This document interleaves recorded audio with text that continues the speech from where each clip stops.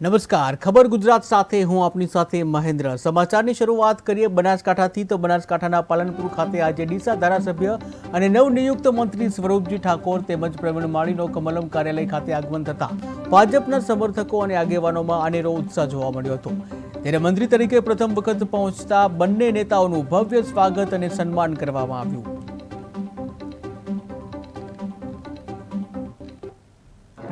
કમલમ કાર્યાલય ખાતે લોકો દ્વારા સન્માન કરવામાં આવ્યું છે, કાર્યકર્તાઓ મોટી સંખ્યામાં આવે છે, શું કહેશો?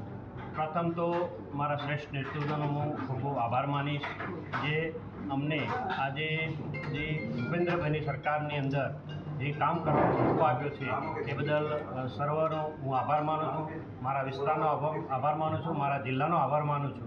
અને સૌપ્રથમ આટલી મોટી મને જવાબદારી આપી છે, ત્યારે જવાબદારી આ વિસ્તારની અંદર સમગ્ર રાજ્યની અંદર હું નિષ્ઠાપૂર્વક નિભાવીશ અને